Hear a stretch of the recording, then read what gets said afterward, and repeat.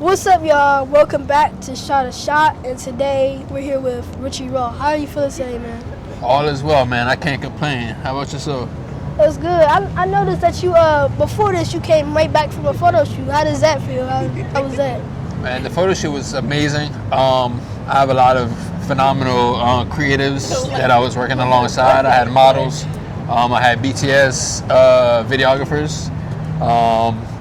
The shoot was it was more of a creative photo shoot. It was less of a less forced and more planned out. Let's start there. So, but the vibes was definitely given. I can't wait to share more about it. For sure. So I noticed that you have another studio, but like your other studio is like far from here. So where you came from, did you have to rent a studio here, or did you use somebody else's studio, or how does that work? So, just like you said it was far. They said it was far. I technically kind of live on the road, you know what I mean? Like, just doing what I got to do to, keep the roof over the head and just continue to, and not even that, not even on a monetary on a basis. More so of like, just to remain creative, and that whole, distance gives me some time to actually, stay locked in and, add more creativity, more emphasis on the photo shoot. Yeah. So I would say, I don't really look at the commute as, timely based or distance based. I utilize it and I prefer it to be time therapeutic.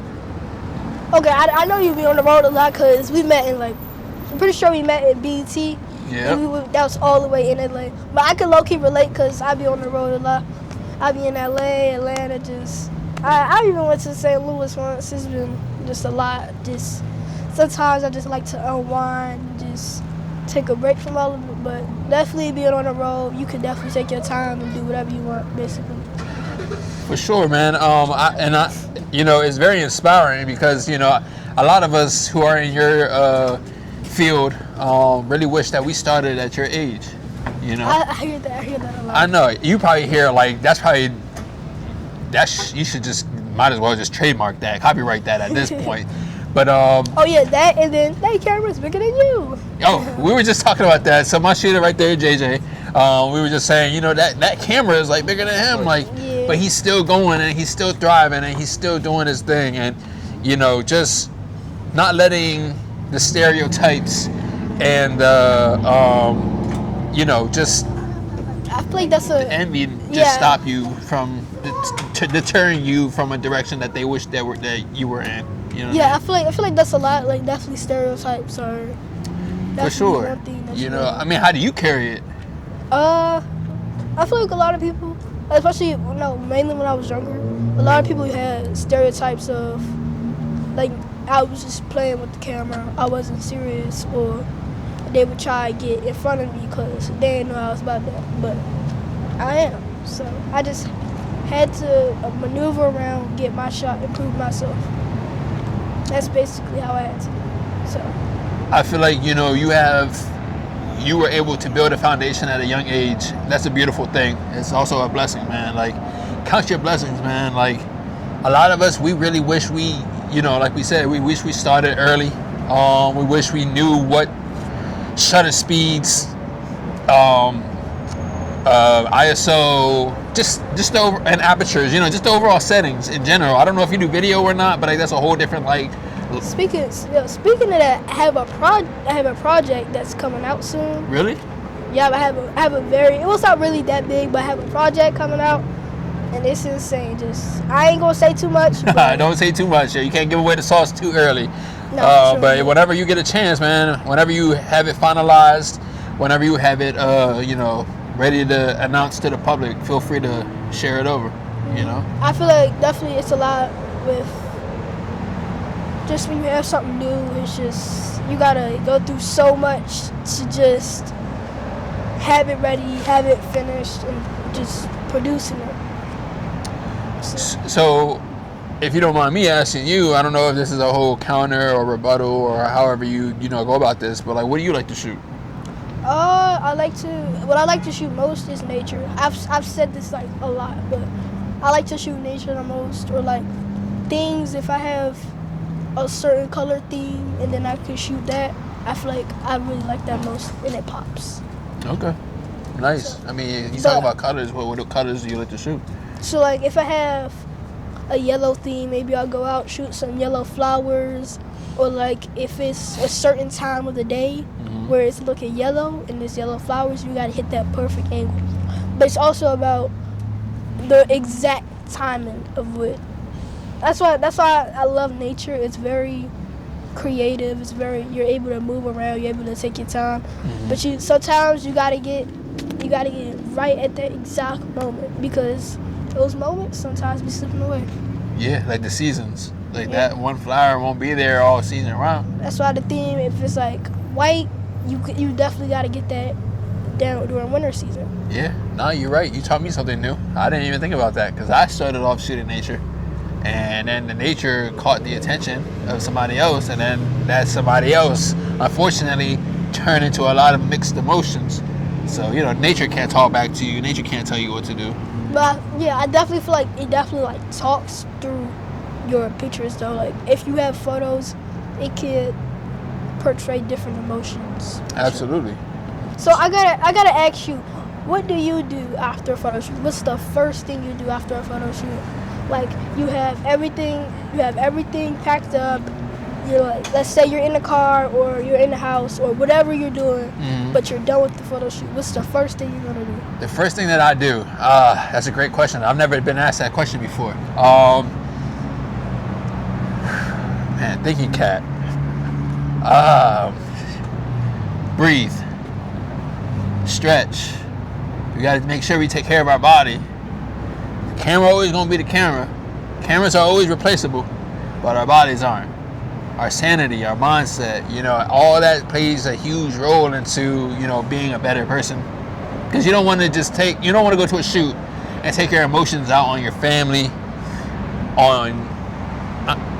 you could possibly take your emotions out on your art. That's one thing that you can possibly do, because it helps emphasize, like, all right, well, let's say you have a rugged shoot or something for the culture, right. And you're involved in that, in the mix of things. You want to be able to emphasize, you want people to feel the emotions within the picture. So I feel like, you know, without me having to burn out and having to crash out and say, I don't want to edit this, I didn't like how the project went, blah, blah, blah, whatever. I just, you know, breathe and make sure that, okay, this is what I want to do. This is what I love to do. And this is how it's going to turn out. And then I get back to the photos and I'm like, all right, let's knock them out. I definitely can feel that. Sometimes I have to grab a bite to eat, because if I didn't eat prior to that, I definitely have to. Oh, eating, yeah, food for thought, bro. I mean, and then definitely unwinding is amazing. So, yeah. What do you like? How do you decompress? So what I would usually just, like, you know, relax, maybe watch some TV, or, you know, sometimes I game, right? Okay. So, yeah, no, I mean, that's an amazing thing. I mean, if you ever need any form of advice as far as, like, you know, what to do, how to do it, I can't tell you what to do. But for any, like, you know, based on experience, if you need any form of, like, you know, assistance on decompressing, you know, always feel free to reach out to me like you did in the DMs. Your mom, she's an amazing person off strength, you know.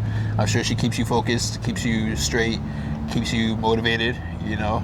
Without our moms, you know, we won't be here. So that's something that you really have to take into consideration, right? So for sure. Yeah, definitely continue to keep elevating, man. Thank you, bro. That means a lot. For sure. Bro, I've seen some of your pictures, some of your studio photography. I gotta ask you, how long does it genuinely take for you to set up? So it depends on the vibe and the concept. I would say it takes. How about this? You ask me how many lights, and I'll tell you the time frame. Oh yeah. So if you have 4 lights, right? Mm-hmm. How long would it take you to set up? Probably 4 lights. It'll probably be. So today we were on a time crunch. The shoot was from 3 to 5. So I would say the timing to set that up was probably like a good solid 20 minutes, 20, 30 minutes. I'm really quick because I like I said, when I'm hitting the road, I start to creatively think. And also, are you familiar with Pinterest? Yeah. So when I'm on Pinterest, I start to, scroll. Now, don't do this, but I do it anyway because of the long drive. I scroll and I drive. I scroll and I drive. I've learned how to drive with my knees and just look. But that's not every time. But, I feel like it's very important to just be prepared than not prepared. So how did you get started with photography? How did I get started with? That's the question I get asked about a lot. So after I graduated high school, I moved to the Eastern Shore. Then I moved to Hagerstown, and then I went to a community college. Right. I still associated myself with kids from the sandbox, kids who I grew up with. Right. So they said that they appreciated that my mom was an artist and my dad was an accountant. So I had a little mix of both worlds of creativity and business, right? So I was fortunate enough to, put both one-on-one and make them both work hand in hand. And so a friend of mine, he had a camera and he always wanted me to flick him up, and he flicked me up, and we just did tit for tat. And then I went to school before I graduated to get my associates. I was actually a graphic designer. I was doing graphic design, which helped me learn the programs before I touched the camera, before I went to post-production, right? So I was learning the shortcuts, the keys, all that. It helped speed up the process. So when it came to editing or knowing which tool to use, I was able to already, okay, cool, blah, blah, blah, boom. So when I first started, a friend of mine, I wasn't fortunate enough to get a camera. Actually, I did. I had a point and shoot camera, but my grandfather was like, oh my gosh, that's the best camera ever. So I gave it to him and never seen it back. I'm glad I didn't see it back because it was a Nikon. It was a little point and shoot Nikon. It didn't have no manual mode. It was just straight automatic. Zoom in, zoom out. That's all you get. It's not one of the zooms on the lens. It was like the little trigger. So that was one of those. And then, so a friend of mine, he brought his camera out. He doesn't do photography anymore, but I was so focused on his creativity aligned with mine, so we were able to like go out and shoot nature. And I was like, man, I love this. So he let me use his camera. I started using his camera. Then I started using my phone, but then the clients started to come in. I didn't have a camera at the time. I was shooting with my iPhone. They booked me, and I was like, I called a friend of mine. I was like, hey, I need you to help me invest in a camera because this is what it's generating income and generating buzz now based off the creative eye, right? So I was hired off of that, and it was history since, bro. Nah, that's crazy. So would you say that you have a better take on editing since you knew graphic, you knew how to do a little bit of programming and graphic design? I kind of enjoy both processes. The only thing that I find kind of like heavy will be the editing, because when you edit, you're always looking for flaws. You're always looking for things to perfect. So the imperfections is what you're trying to like avoid, because like that one thing, whether you're a professional, whether you're an amateur, you're trying to make sure that that's not visible to the average eye. So I try to get it all done, whether it's the lighting, whether it's the concept, the themes, or whatever the case is. I try to make sure that is done properly, so I can do little to less editing when I get home. I feel like it's definitely different to a photographer's eye versus a non-photographer's eye. Because if you're a photographer, you're like, oh my goodness, I gotta fix this, fix that, that's that. But then a normal person will see it, be like, oh, that's such a good photo. Blah, blah, blah, blah, blah, blah, blah. They probably won't even see the imperfections, right? Yeah. But if you post online a photo, a photographer will probably see the imperfections, be like, ooh, that's wrong, or he could have changed that, or he could have blah, blah, blah, blah, blah, right? Yeah. Mm-hmm. So I definitely feel like it's also a take on your eye and the perspective, really. For sure. I mean, as cameramen, I wouldn't even consider us cameramen. How do you feel about the word cameraman? I like content creator, or I like creative director, more so than a cameraman or a photographer. I don't really like do too much with labels. I say I'm a person that shoots. I would just, I create content. I would say I'm a cameraman as well, but Really? yeah. Well, I mean, I just saw something on Instagram or TikTok or wherever I saw it, and it just said, "Stop calling me this," and I was like, you know what? That's very true, because we can do so much more than just being entitled. That's why I try not to worry about titles too much, because it's like boxing you into one category or something. And like, you don't need to just be boxed into one category. Right. Exactly. And I just don't understand. I don't know. There's a lot of mixed emotions, but you're absolutely right. So do you have a favorite thing that you like to shoot? Oh, man, I've learned to expand my niches. I'm like the jack of all trades when it comes to photography, man. Like let's say I'm doing lifestyles, I'm doing creative shoots, I'm doing whatever. But then a wedding comes in and they say, hey, I like how you did this style with this lighting. Can you do it to my wedding? And then I master the wedding. And then, hey, I saw you did a wedding. Can you do my engagement? So it's like a never-ending cycle of just like requests. And just to be able to appreciate that, because you rather be having inquire than no bookings, right?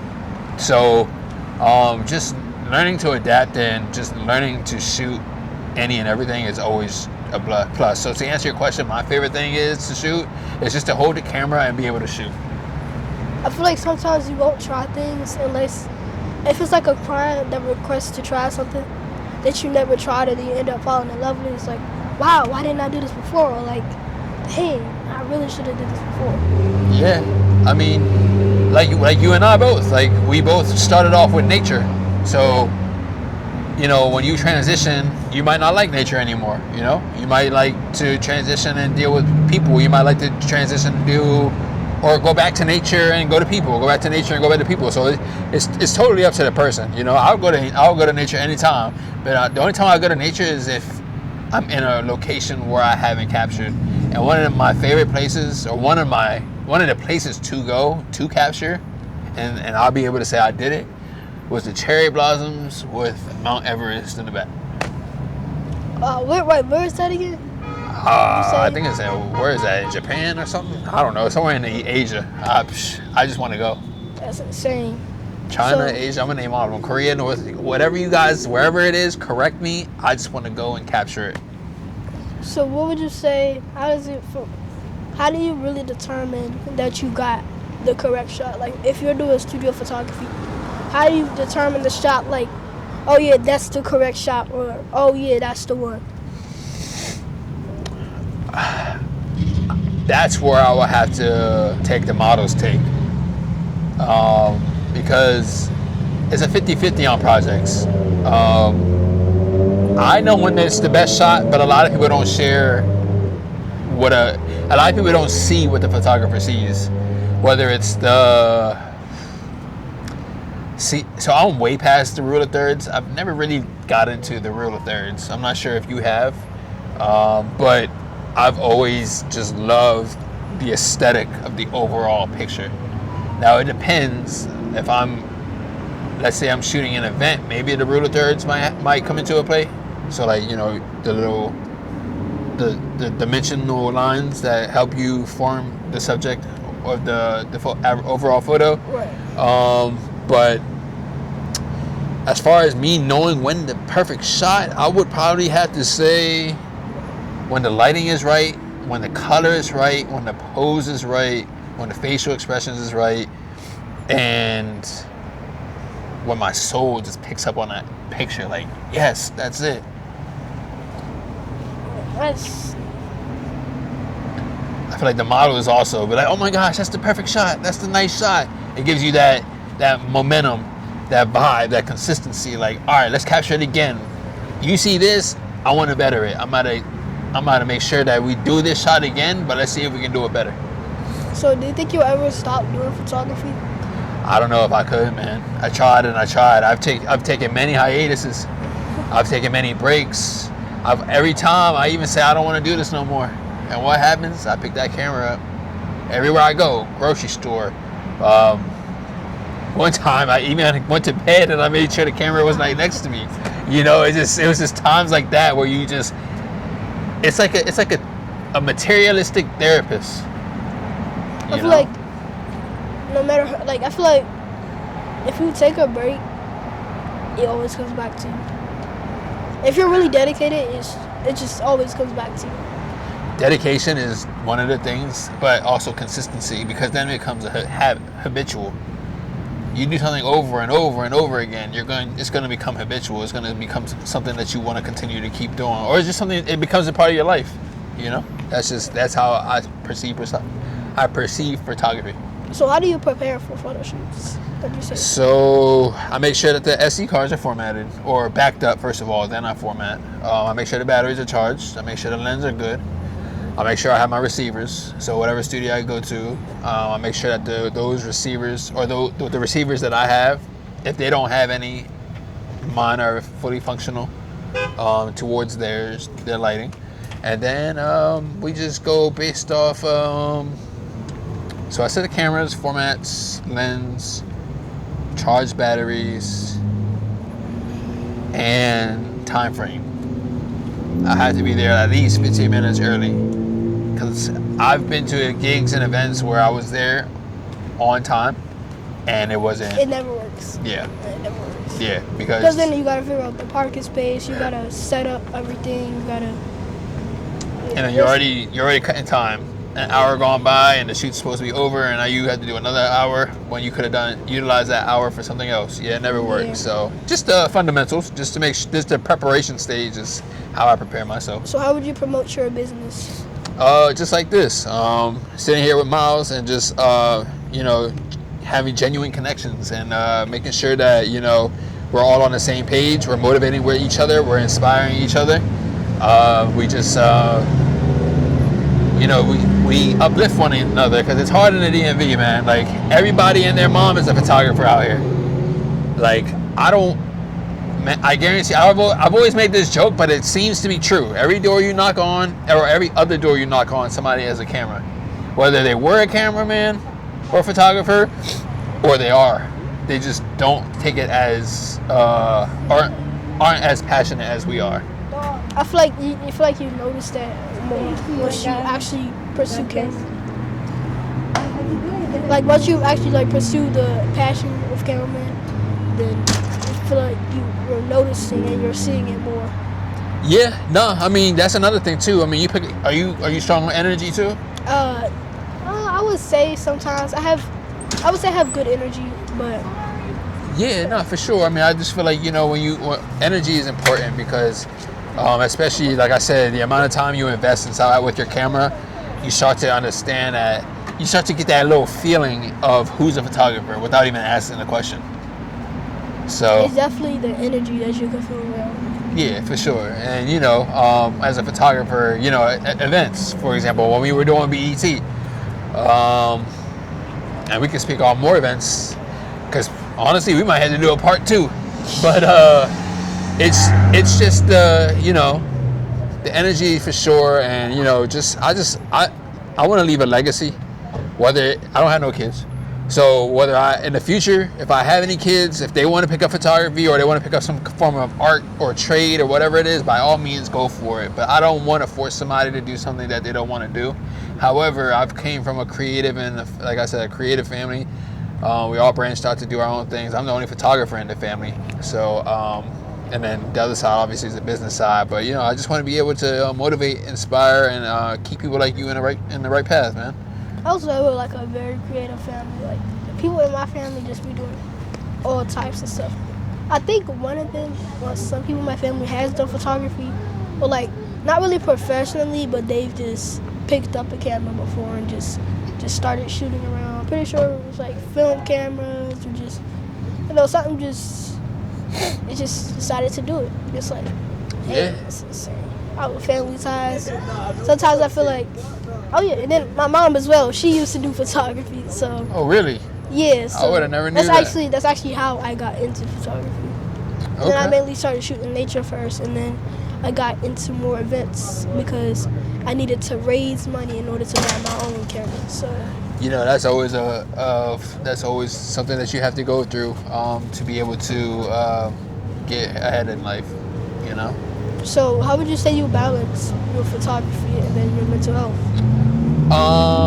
What was that? Repeat your question. I said, how would you balance your photography and your mental health? I feel like it works hand in hand, man. I feel like, you know, being creative helps me get out of a creative block, or it helps me, you know, it doesn't talk back to me, so it doesn't have no form of like, hey, like,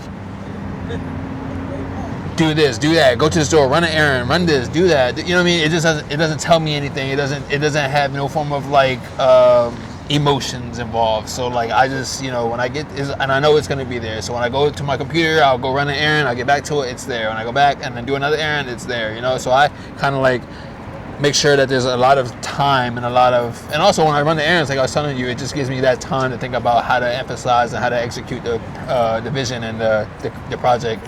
I definitely need time. I don't really like my it to be layered like, oh, we gotta do this and that and that. I feel like it'd be like, okay, we gotta do this, then we gotta do that, then we gotta do that, we gotta do that. Because I like to definitely have space in between it, so you can actually breathe and come see what you're doing. So absolutely. So would you have a favorite or like a least favorite thing that you shot? My favorite thing to shoot?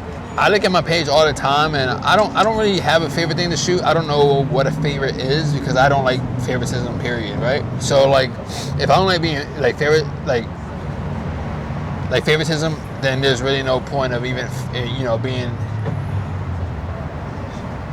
finding something that I love that I've captured the most. However, I can say that I do enjoy capturing. What I enjoy capturing would be, you know, lifestyle, entertainment, media, stuff like that, because I know that that's not going nowhere. Yeah. You know, you and I, like, we capture celebrities. I feel like sometimes I don't like to really categorize things into favorites. I mean, I just asked you, but I don't really like to categorize things into favorites too much, because like if someone asks me if do I have a favorite picture, like I can't tell you if I have a favorite picture or not. I've taken so many pictures I can't even categorize it into favorites. Even if I've taken 10 pictures, it's like I love them all. Yeah, no, and I think that's important. You know, I feel like that's another reason why I can't find a favorite, because every time if I tell you what my favorite is, the next day I might have another favorite photo. That's what I'm saying. Like if I'm at the age I am now, like, oh, this is my favorite picture. But then when I grow up, I'm gonna be like, oh no, I like this picture is not my favorite. And then if I'm elderly, I'm like, no, actually this is my favorite, because it's really a change of perspective on how you mature. Yeah, nah, and that's how you elevate and grow. You know, it's cool to have a favorite picture in the beginning stages, but I think you and I are way past that.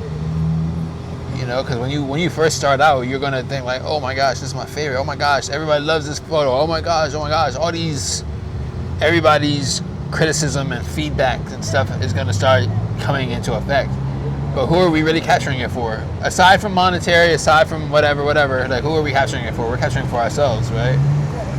Because we can utilize those photos day after day and, you know, put it in art museums. We can do displays. We can help people. We can motivate people. Because I can't tell you, like, if I'm doing a shoot or if I'm doing an exhibit, I need somebody's help to figure out which photo fits the vibe, the theme. Because I personally can do it, but it's gonna take me longer than somebody else helping me pick that certain photo. Yeah. So, I have a question for you. One last question. What's up? Do you have a specific gem or advice that you would give to anyone? Just plain advice, nothing, just plain simple advice. Plain simple advice. Be true to who you are. I repeat that. Be true to who you are. Never let anybody deter you and tell you otherwise. For sure. Thank you for coming out on this podcast. Absolutely, man. And whatever I can do, I mean, if you want to run it back or do part 2, part 3, part 4, you know where to find me, all right? Myles, I appreciate it. Thank you so much. And it's your boy, Richie Raw. Oh, yeah. Can you plug your Instagram? Absolutely. So you guys can find me at RICHIE.RAW on all platforms. And where can they find you? They already know where to find me, but Myles _ MiniShotta. So Hey, yeah. there you go. You know where to Look, find. I just noticed our cameras were just chilling here together. We were Yeah, just for talking, sure. like, I don't know. I mean, I guess they're best friends. I don't know. What you think? Because you shooting with a Canon and I'm shooting with a Sony. I guess so. I'd say if I didn't have Canon, Sony would be my second pick. Your next one? Well, listen, bro. Whatever I can do. If you want to use my camera one day and I'll use your camera one day and we just shoot for shoot, by all means, you let me know. I'm only a phone call away. Your manager has my number. You have my DM. You have my Instagram. You have everything that you could possibly do to reach out to me, and whatever I possibly can do to help you grow, and whatever you can do to help me grow, that's all there is to it. We only have the community. We only have each other. So. Yeah, man. And If no one else is gonna have us, we have each other. So. that's all we got. That's all we got, and that's all we'll ever have. Thank And you. if nobody has our back, we got our back. Okay. All right. Yep. Thank you so much. Absolutely, man. Thank you for having me, and I appreciate you, and thank you for making it work. I know we've seen 4 different sunsets of some form, but the night, it's a wrap, and I'm glad we were able to find some form of location to make it work. And again, I appreciate you for having me on your interview podcast. And I'll see y'all on the next episode. Peace. This is Shotta, and I'm your host. And I'll see y'all on the next episode for sure.